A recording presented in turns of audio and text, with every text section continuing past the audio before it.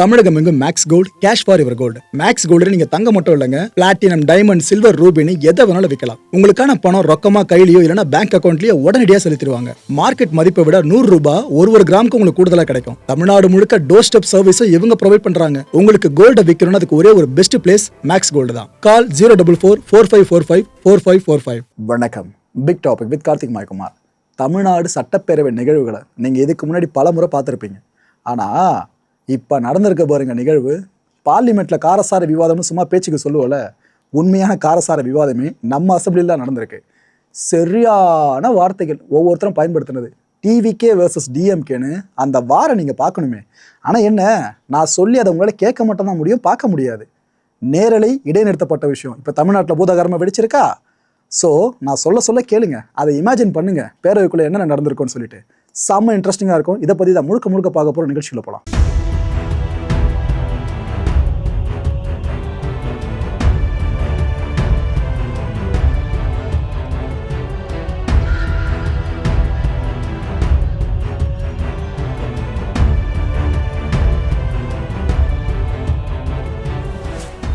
இந்த மேகதாது அணை இருக்குல்ல, அதுக்கு எதிராக தனி தீர்மானத்தை முதலமைச்சர் விஜய் அவர்கள் கொண்டு வந்தாங்க.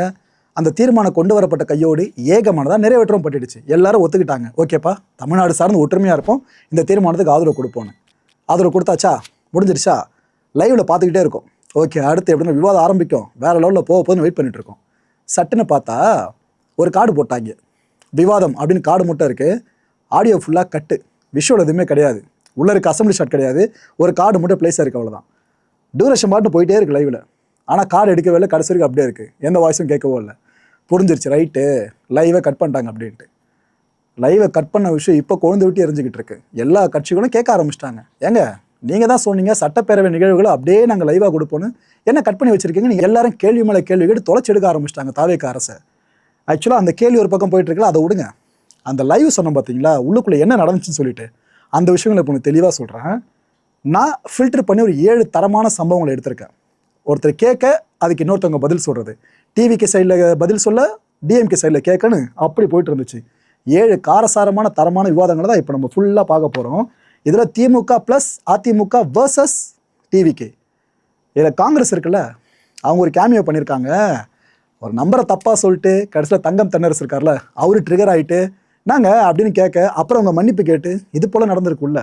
ஆரம்பமே சுவாரஸ்யமாக இருக்குல்ல. இது எல்லாத்தையுமே சிஎம் விஜய் அவர்கள் பொறுமையாக உற்று நோக்கினார். ஒவ்வொருத்தர் கேட்குற கேள்வி அதுக்கான பதில்னு ரொம்ப பொறுமையாக கவனிச்சுட்டே இருந்திருக்காப்புல. முதல் சம்பவம், அமைச்சர் அருண்ராஜ் இருக்கார்ல, இவர் பேரவையில் என்ன பேசினார், தாவேகா தனிச்சு நின்று பெற்ற வாக்குகளையும் கூட்டணி கட்சிகள் ஆதரவோடு திமுக பெற்ற வாக்குகளையும் ஒப்பிடுறீங்களே, எப்படிங்க பொருத்தமாகும்? இது பொருத்தமே கிடையாது. நாங்கள் தனியாக நின்று அவ்வளோ ஓட்டுகளை பெற்றிருக்கோம் இந்த எலெக்ஷனில், ஆனால் நீங்கள் தனியாலாம் நிற்கல எலெக்ஷனில், அவ்வளோ கூட்டணி கட்சியில் வச்சுருந்தீங்களே அப்படின்னு பேசியிருந்தார். இன்னொரு பக்கம் நம்ம சிவசங்கர் இருக்கார்ல, திமுக முன்னாள் அமைச்சர், இவர் என்ன தெரியுமா பதில் கொடுத்தாரு இதுக்கு? அமைச்சரோட கருத்து சரிதான், அருண்ராஜ் அவர்கள் சொல்கிறது, ஆனால் எங்களோட நின்று தேர்தலில் வாக்கு பெற்றாங்கன்னா கூட்டணி கட்சிகள், அவங்க உதவியில் தான் உங்கள் ஆட்சி நடந்துட்டு இருக்கு, அதை மறந்துடாதீங்கன்னாரு பேரவையிலேயே. இந்த விஷயம் வருங்காலத்தில் தனிச்சு நின்று தேர்தலை சந்திக்க நீங்கள் தயாரா அப்படின்னு கேட்டார். ஆக்சுவலாக இதுக்கப்புறம் டிவிக்கே தனிச்சு நிற்க வாய்ப்பே இல்லை, ஏன்னா ஆல்ரெடி கூட்டணி கட்சியில் உள்ள சேர்த்தாச்சவங்க. இதுக்கப்புறம் அவங்களா வாலண்டியராக பிரித்து விட வாய்ப்பில்லை, அவங்கள கலந்து போனால் மட்டும்தான் உண்டு. இப்போ ஒன்று நினச்சி பாருங்களேன், அமைச்சர் அருண்ராஜ் அவர்கள் இதே கேள்வியை இவரை நோக்கி கேட்டிருந்தா என்ன இருக்குன்னு சொல்லிட்டு. இது வரைக்கும் எந்த எலெக்ஷனில் சட்டப்பேரவை தேர்தலில் திமுக தனிச்சு நின்று இருக்கு? ஒரு எலெக்ஷன் சொல்ல முடியுமா? சொல்லுங்க, ரைட்டு. இது முடிஞ்சுதா? இதுக்கப்புறம் நடந்த ஒரு கூத்து இருக்கு பாருங்க. நம்ம அட்லி இருக்கார்ல, தலைவன் சிவனேன்னு எங்கேயோ படம் எடுத்துட்டு இருக்காப்புல, அவர் பேரவைக்குள்ளே இழுத்து விட்டாங்க. ப்ரோ, சிஎம் சினிமா பின்புலத்தை கொண்டவர், ஸோ டிவிகே சைடில் யாரும் ஒரு பேரை இழுத்து விட்டாங்களோ அப்படின்னு கேட்டிங்கன்னா, இழுத்து விட்டது வேறு யாரும் இல்லை, சிவசங்கர் அவர்கள் தான். என்னாச்சு, திமுக சாதனைகள் இருக்குல்ல, இதை வெட்டி ஒட்டி ஆளுநர் உரை நிகழ்த்தியிருக்காரு. சிஎம்முக்கு ரொம்ப நெருக்கமான டைரக்டர் அட்லி இருக்கார்ல, இவர் எப்படி வெட்டி ஒட்டி படத்தை எடுப்பாரோ அதே போல தான் ஆளுநர் உரை இருக்குன்ட்டு தேவையில்லாமல் அட்லியை கொண்டு வந்து உள்ளே இழுத்து விட்டாருங்க. அவர் சிஎம் அவர்களை வச்சு படம் எடுத்தது, அவர் படத்தில் பிகில்லையே பார்த்தீங்கன்னா சிஎம் தொகுதியில் டைலாக் வச்சது எல்லாம் நம்மளுக்கு தெரிஞ்சது தான். கிட்டத்தட்ட விஜயண்ணா எந்த ஸ்டேஜ் போனாலும் அந்த அளவுக்கு பேசுவாப்பில் அட்லி அவர்கள். அவரை கொண்டு வந்து எங்கே வச்சு பேசியிருக்காரு பார்த்தீங்கன்னா சிவசங்கர் அவர்கள். அட்லி அவர்கள் மைண்ட் வாய்ஸ் இப்போ என்னங்க இருக்கும், நான் பாண்டி சிவனர் ஓரமாக இருக்கேன், எது என் பேரை உள்ளே இழுத்து விட்றீங்க தான் அவர் நினச்சிட்டு இருப்பார். இப்போ அந்த மைண்ட் வாய்ஸை கொஞ்சம் சத்தமாக பேசியிருக்காப்புல அமைச்சர் ராஜ்மோகன் அவர்கள். ஏன்னா இதுக்கு அவர் தான் பதில் கொடுத்தாரு. என்ன பேசினாப்புல, அரசியல் பணியில் இருக்கிறவர் சிவசங்கர், மக்கள் தேர்வு பண்ணியிருக்காங்களே, அரசியல் பணியில் இருக்கீங்களே, நீங்கள் இங்கே வந்து பேரவைக்குள்ள இந்த ட்ரைலர்னு பேசுறது, அட்லின்னு பேசுறது, இதெல்லாம் பேசலாமாங்க அப்படின்றாரு. மக்களே ஒரு முறை எம்எல்ஏவாக தேர்வாகி முறை அமைச்சராகி சட்டப்பேரவைக்குள்ளே போயிருக்காரு. இவர் சிவசங்கர் அவர்களுக்கு கிளாஸ் எடுக்க ஆரம்பிச்சிட்டாரு. 2 பேரில் யார் மேலே தப்பு இருக்குன்னு நினைக்கிறீங்க? உங்ககிட்டே விட்டுற அந்த விஷயத்த. சட்டமன்றத்துக்கும் அட்லிக்கும் என்னங்க சம்பந்தம் அப்படின்னு கேட்டிருக்காரு. ஒரு சம்பவமா? 2வது சம்பவம், காங்கிரஸ் எம்எல்ஏ தாரகை இருக்காங்களே, இவங்க எழுந்து பல விஷயங்களை பேசினாங்க. அதில் குறிப்பிட்டு சொல்லணும்னா 2036க்குள்ள தமிழ்நாட்டோட பொருளாதார வளர்ச்சி $15 ட்ரில்லியன் எட்டும் அப்படின்னு சொன்னாங்க. ஆக்சுவலாக இதை பற்றி நம்ம ஒரு வீடியோ டீட்டெயிலாக போட்டிருக்கோம், ஞாபகம் இருக்கா? இப்போது $1.5 ட்ரில்லியன் வரைக்கும் தமிழ்நாட்டோட எக்கானமியை கொண்டு போகணுன்றது சிஎமோட கனவாக இருக்குது. இதுக்கு என்னென்ன விஷயங்கள்லாம் சாத்தியக்கூறாக மாறும் ஒரு பெரிய வீடியோ நம்ம போட்டிருந்தோம். அதில் நம்ம எல்லாம் மனசில் தெளிவாக வச்சுருந்த நம்பர் என்ன? $1.5 ட்ரில்லியன். ஆனால் இவங்க என்ன கோட் பண்ணியிருக்காங்க தெரியுதா? $15 ட்ரில்லியன். நம்ம இந்தியாவோட ஒட்டுமொத்த எக்கானமி ஸ்ட்ரென்த் எவ்வளோ தெரியுமா? $4.1 ட்ரில்லியன், இல்லைனா $4.4 ட்ரில்லியன். இந்த ரேஞ்சில் தான் நாட்டோட ஒட்டுமொத்த எக்கானமி வளமே இருக்குது. ஆனால் இவங்க சொன்னது எங்கே போயிட்டாங்க பார்த்தீங்களா? கனவு இருக்கலாம், இந்த அளவுக்கு பெரிய கனவுன்ற மாதிரி எல்லாரும் அதை பார்க்க ஆரம்பிச்சிட்டாங்க. இது மற்ற எம்எல்ஏஸ்க்கு புரிஞ்சுதோ இல்லையோ, தங்கம் தென்னரசு இருக்கார்ல, முன்னாள் நிதித்துறை அமைச்சர் வேறு, அவர் ஷாக் ஆகிட்டார். என்னது $15 ட்ரில்லியன் அப்படின்ட்டு. பட்டுன்னு அவர் எழுந்துட்டு அரசு இதை பற்றி என்ன கருத்து சொல்லுது அப்படின்ட்டாப்ல. இவங்க இதை சொல்லிட்டாங்க. டிவிக்கு கூட கூட்டணியில் இருக்காங்க காங்கிரஸ். இந்த $15 ட்ரில்லியன் அப்படின்றது வாய்ப்பே இல்லாத விஷயம். இந்தியாவிலேயே எவ்வளோ வருஷத்துலன்னு சாத்தியமாகவும் தெரியல. ஆனால் தமிழ்நாடு சார்ந்துன்னு இவங்க சொல்லிட்டாங்களே, அண்ணன் கரெக்டாக பாயிண்ட்டை பிடிச்சிட்டாரு. தங்கம் தென்னரசன் அரசுக்கிட்ட அப்படியே திருப்பி விட்டார். நீங்கள் சொல்லுங்கள், என்ன இதெல்லாம் சாத்தியமா அப்படின்ட்டு. உடனே இவங்க இருக்காங்களே தாரகை, அவங்களே தப்பாக உணர்ந்துட்டாங்க. மன்னிச்சிடுங்க, $1.5 ட்ரில்லியன் அப்படின்றது தான் நான் மாற்றி சொல்லிட்டேங்க, டைப்பிங் மிஸ்டேக் ஆகிடுச்சிங்க அப்படின்ட்டாங்க பேரவைக்குள்ளேயே. 2வது சம்பவமா? அடுத்து 3வது, நம்ம திமுக எம்எல்ஏ ஆஸ்டின் இருக்கார்ல, இவர் பேசினாப்புல. என்னென்ன சொன்னார்? பாலியல் குற்றச்சாட்டுகள் நிறைய எழுந்திருக்கு, பாலியல் குற்றங்கள் நிறைய இருக்குது நம்ம தமிழ்நாட்டில். இதை பற்றி முதலமைச்சர் எதுக்காக வாயை திறக்க மாட்டுறாரு? எது நடந்தாலும் வாய் திறக்க மாட்டேன் அப்படின்ட்டு சரித்திர புரட்சியை ஏற்படுத்துகிறாரு நம்ம முதலமைச்சர் அப்படின்னு சர்க்காசமாக கிண்டல் பண்ணி பேசினார். உடனடியாக அமைச்சர் ஆதவர்ஜுனா இருக்கார்ல, அவர் எழுந்து என்ன பேசினார்னா, விளாத்திக்குள்ள வழக்கில் நீங்கள் என்ன ஆக்ஷன் எடுத்தீங்க அப்படின்னு கேட்டார். அதுக்கு ஆஸ்டின் அவர்கள் பதிலும் கொடுத்தாப்புல, எங்கள் 25 மணி நேரத்துக்குள்ளே நாங்கள் எல்லா ஃபார்மாலிட்டியும் பண்ணி சட்டப்பூர்வமான நடவடிக்கைகள் எடுத்து சம்மந்தப்பட்ட அரெஸ்டே பண்ணிட்டோங்க அப்படின்னு அவர் பதில் கொடுத்துருந்தாப்புல. அது ஒரு பக்கம் இருக்கட்டும். விளாத்திக்குள்ள வழக்கில் என்ன ஆக்ஷன் எடுத்தீங்கன்னு கேட்டுட்டு எப்போ பேசணும் அப்படின்றது எங்கள் சிஎம்க்கு நல்லா தெரியும். கொளத்தூரில் அவர் தேர்தல் டைமில் 5 நிமிஷம் தான் பேசினார். ஆனால் அதுக்கே தேர்தல் முடிவு என்ன வந்துச்சுன்னு உங்களுக்கே நல்லா தெரியும்ல அப்படின்னு பேசினாருங்க. கிட்டத்தட்ட சினிமா பஞ்சு தான், ஆனால் ஒத்து போகுது, நல்லா ஒத்து போகுது. 4வது சம்பவம், நம்ம அதிமுக எம்எல்ஏ சம்பத்குமார் இருக்கார்ல, அவர் எழுந்து பேச ஆரம்பித்தார். என்ன கேட்டாப்புல, மகளிர் உரிமை தொகை 2500 இருக்குல்ல, அந்த திட்டத்தை எப்போங்க ஆரம்பிக்க போகிறீங்க? முந்தைய அரசோட திட்டம் இருக்குல்ல, அதை பேஸ் பண்ணி 1000 ரூபாய் வர வச்சுட்ருக்கீங்க, அதை விடுங்க, நீங்கள் அறிவிச்சது எப்போ ஆரம்பிக்க போகிறீங்க அப்படின்னு ஒரு கேள்வியை கேட்டார். இதுக்கும் பதில் சொல்ல எழுந்தது வேறு யாரும் இல்லை, அமைச்சர் ஆதவர்ஜுனா அவர்கள் தான். என்ன பதில் கொடுத்தாப்புல, ஆளுநர் உரையை பற்றி மட்டும்தான் நம்ம இங்கே பேசிக்கிட்டு இருக்கோம், அதை பற்றி மட்டும் பேசலாங்க, எதுக்கு மற்றதெல்லாம் பேசி திசை திருப்பி ஏன் அதெல்லாம் பண்ணணும் அப்படின்ட்டாரு சம்பத்குமார். அதுக்கப்புறம் என்ன கேட்டார்னா, சரி ஓகே, அடுத்து நான் நிதித்துறை அமைச்சர் சார்ந்து பேச விரும்புகிறேன். வெள்ளை அறிக்கை இருக்குல்ல, இதை நீங்கள் பேரவைக்குள்ளேயே வெளியிட்டிருக்கலாமே, எதுக்காக பேரவைக்கு வெளியே வெளியிடுறீங்க அப்படின்னு கேட்டார். அடுத்து அங்கே போயாச்சா, மரிய வில்சன் அவர்கள் என்ன தெரியுமா பதில் கொடுத்தாரு? வெள்ளை அறிக்கையை பற்றி சிஎம் அவர்கள் டே 1 சொல்லிட்டாரு, பதவியேற்ற அன்றைக்கே சொல்லிட்டாரு, கண்டிப்பாக வெளியிட போகிறோம் அப்படின்ட்டு. அந்த அறிவிப்பின்படியாக தான் வெள்ளை அறிக்கை நாங்கள் வெளியிட்டிருக்கோம். பேரவைக்குள்ளே தான் நம்ம இன்சிஸ்ட் பண்ணிடலாம், எதுவும் இல்லைங்க, அதான் வெளியிட்டிருக்கோம் அப்படின்னு சொல்லிட்டு இவரோட ஸ்பீச்சில் ஒரு போர்ஷன் டயலாக் ஒன்று வந்துச்சுங்க. பைபிள் பழைய ஏற்பாட்டில் ஒரு ஜோசப், பைபிளோட புதிய ஏற்பாட்டிலையும் ஒரு ஜோசப், அப்படி தமிழ்நாடு அரசியல்லையும் ஒரு ஜோசப் வந்திருக்காருன்னு முதலமைச்சர் அவர்களை வாயார பாராட்டினார். ஆக்சுவலி இது போல வார்த்தைகளால் தான் பிரேமலதா அவர்கள் ட்ரிகர் ஆகிட்டாங்க. அசம்பிளி செஷன் முடிச்சுட்டு வெளியே வர்றப்போ ப்ரெஸ்ஸை சந்திக்கும் போது தனி மனித துதிபாடல் இன்னும் இருக்குங்க அப்படின்ட்டு போயிட்டாங்க. ஆக்சுவலி இது எப்போவுமே நடக்கிறது அசம்பிளியில், இப்போ மட்டும் இல்லை, எப்போவுமே நடந்துகிட்ருக்கோம். முதலமைச்சர் இருக்கிற யார் உள்ளே இருந்தாலும் அவரோட கட்சியை சேர்ந்தவங்க ஆகா ஓகன்னு அவங்கள பற்றி பேசிட்டு தான் அதுக்கப்புறம் மற்ற விஷயத்துக்கு வருவாங்க. இந்த விஷயம் இன்னும் இங்கே தொடருதுன்ற மாதிரி தான் பிரேமலதா அவர்கள் அதிருப்தியை பதிவு பண்ணிட்டு போயிருந்தாங்க. சரி ரைட்டு, இபிஎஸ் அண்ணன் இவர் என்ன சொன்னார்னா, வெள்ளை அறிக்கை இருக்குல்ல, இதை பேரவையில் தான் தாக்கல் பண்ணணும். அதான் நீங்கள் முதல்லயே பேரவை எப்போ கூடுதுன்னு டேட்டா அனௌன்ஸ் பண்ணிட்டீங்களே. நீங்கள் அனௌன்ஸ் பண்ணலைன்னா கூட பரவாயில்ல, இதுக்கு ஒரு காரணம் சொல்லிக்கலாம், நீங்கள் வெள்ளை அறிக்கை வெளியிட்டதுக்கு. ஆனால் டேட்டா அனௌன்ஸ் பண்ணிட்டீங்க, அதுக்கப்புறம் நீங்கள் பேரவைக்குள்ளே வெளியிட்டிருக்கலாமே, அப்புறம் எதுக்காக வெளியே ஆக்சுவலாக உள்ளே வெளியிட்டிருக்கணும் நீங்கள், இதுதான் மரபுன்னு சொன்னார் அவர். அண்ட் இதைத்தான் சம்பத் அவர்கள் சொன்னார், எங்கள் கட்சிக்காரர் எம்எல்ஏ தான் சொன்னார். நீங்கள் அதுக்கு என்னென்னா இது போல் பதில் கொடுக்குறீன்ற மாதிரி அவரோட துணியில் பேசினார். இது முடிஞ்சிச்சா? 5வது சம்பவம் என்ன தெரியுமா? ஆக்சுவலாக பட்டியலின மக்கள்னு சொல்லி தான் நம்மளுக்கு பழக்கம். இன்னும் சில பேர் தலித்தம் கூட சொல்லுவாங்க.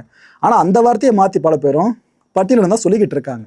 இதில் தாழ்த்தப்பட்டவர்ன்ற வார்த்தை பதத்தெல்லாம் நீக்கிட்டோம், நம்மளே புழக்கத்தில் பயன்படுத்துறதில்ல. ஏன்னா அந்த மக்கள் மனசை காயப்படுத்தக்கூடாதுன்னு அந்த வார்த்தை யாரும் பயன்படுத்துறதில்ல. யாருக்கு ஏன் தாழ்த்தப்பட்டவன், இந்த விஷயத்தை எல்லாருமே கேட்டுக்கிட்டு இருக்கோம். இந்த ஒரு வார்த்தை பேரவைக்குள்ளே ஒழிச்சு அப்படிங்க இருக்கும். அதோ வன்னியரசு அவர்கள் அமைச்சர் வேற உள்ளே இருக்காரு, சும்மா விடுவாரா?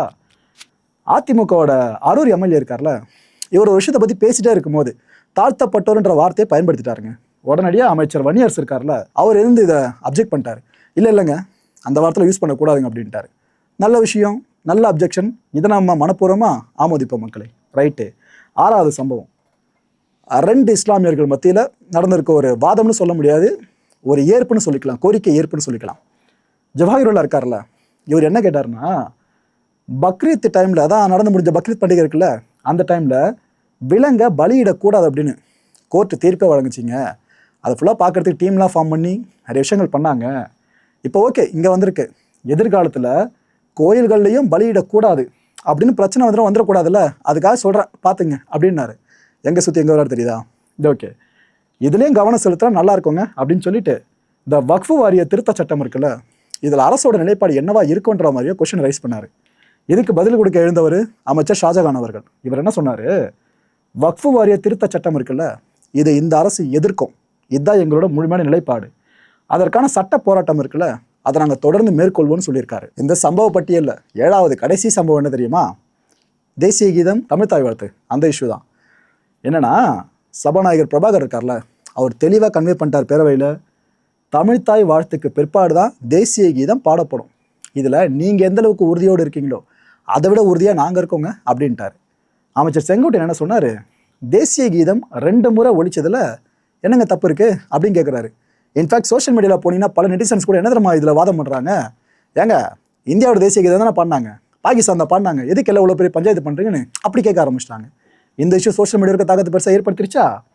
ஏவா வேலு அவர்கள் அண்ணன் என்ன தெரியுமா கேட்டார், ஆளுநர் மாளிகை ஆளுநருக்கு கட்டுப்பட்டது, ஹைகோர்ட் தலைமை நீதிபதிக்கு கட்டுப்பட்டது, பேரவை அப்படின்றது உங்களுக்கு கட்டுப்பட்டது. இட் மீன்ஸ் தாவேகா 2 முறை நீங்கள் மரபை மாற்றிட்டீங்க.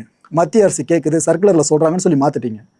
இனிமேல் 4 முறை மாற்ற சொல்லுவாங்க, அதே செய்தான் போறீங்கன்ற மாதிரி சொல்லிட்டார் இவர் பட்டுன்னு.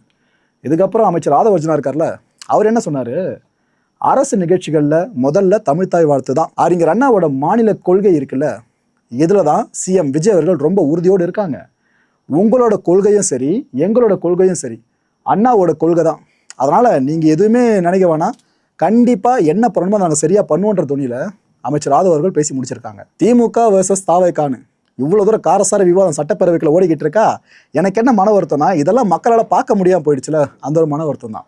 ஏன்னா இது பல ஆண்டுகால கனவுங்க, உள்ளுக்குள்ளே என்ன நடக்குதுன்னு டிரான்ஸ்பரண்ட்டாக வெளியே தெரியணும் அப்படின்ட்டு. ஆனால் தாவேகா அஷ்யூர் பண்ணாங்க. அதுவும் அமைச்சர் ராஜ்மோகன் அவர்கள் பலமுறை ப்ரெஸ் மீட்டில் பேசினார். 3 வருஷமாக இருட்டடிப்பு செஞ்சாங்க, நம்ம தான் வந்து ஃபுல்லாக அதை கொண்டு வந்திருக்கோம், நேரலை கன்ஃபார்ம்ன்ற விஷயம்லாம் சொன்னார். ஆனால் அதையும் தாண்டி தீர்மானம் நிறைவேற்றின உடனே விவாதம் ஆரம்பிக்கிறப்ப எதுக்காக அந்த நேரலை கட் பண்ணாங்கன்னு சொல்கிறதா இல்லை கட்டாச்சுன்னு சொல்கிறதான்னு தெரியல. கண்டிப்பாக அரசு விளக்கம் கொடுப்பாங்க, வெயிட் பண்ணி பார்ப்போமே.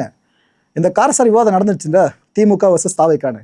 அந்த டைமில் அந்த ஐபிஎஸ் இருக்கார்ல, எழுந்து வெளியே கிளம்பிட்டாருங்க.